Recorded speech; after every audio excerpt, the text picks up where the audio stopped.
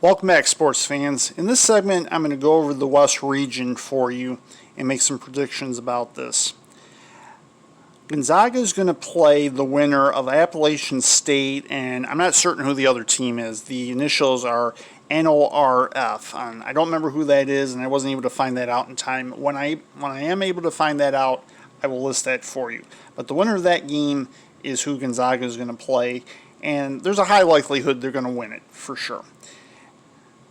The 8th seed in the West are the Oklahoma Sooners, who are 15-10 this year, and they will play the Missouri Tigers, their former Big 12 conference opponent, who went 16-9. This ought to provide one heck of an 8-9 matchup, and will be interesting to see. However, I do believe Gonzaga will beat the winner of that game to advance to the third round at least. The 5th seed are the Creighton Blue Jays, and they will play UC Santa Barbara. The prognosticators are predicting upset on this one, which could happen. I mean, you're still going to have some upsets for sure during March Madness, and I'll get to how many I think there will be in the first round as time goes along. This could be one of them.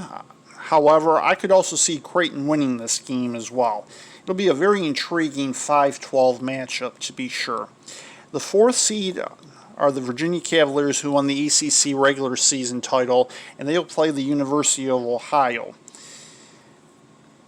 If I recall correctly, I don't believe, or Ohio University rather, if I recall correctly, I don't believe Ohio University has ever advanced past the first round. And the last time I remember them being in the tournament is when they had Gary Trent. So, needless to say, I do believe with the Cavaliers being the defending national champions that they will make it to the second round of the tournament and face the winner of Creighton UC Santa Barbara. The 6th seed are the USC Trojans, and they'll play the winner of Wichita State and Drake. For those of you who recall, Wichita State went to the Final Four back in 2015, I believe it was, when they had Fred VanVleet, who is now with the Raptors. That could very well be an upset in the making. I wouldn't be surprised, especially if the Wheat Shockers win that play-in game, if they don't upset the Trojans. The 3rd seed are the Jayhawks, and they'll play Eastern Washington, who I believe they'll beat.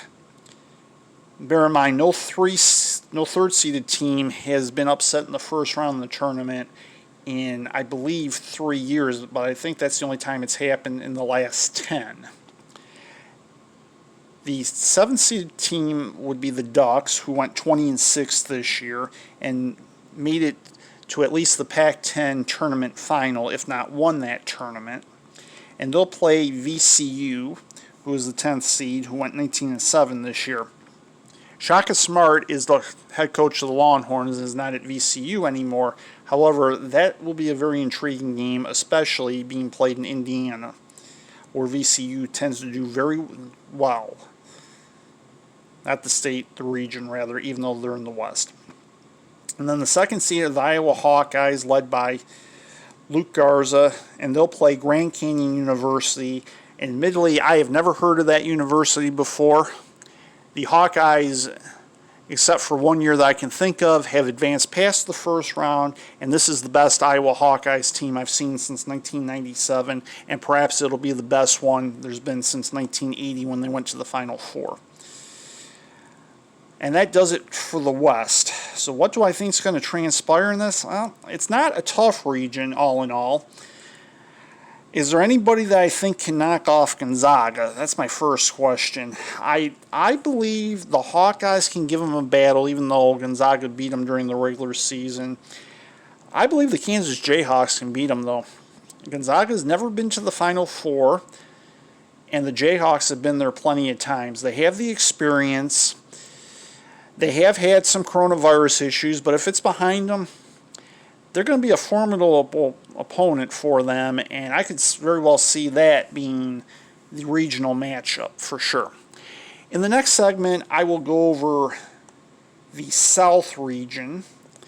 Stay tuned to Sports with Ed for further updates. Stay tuned to Sports Ed for the next segment.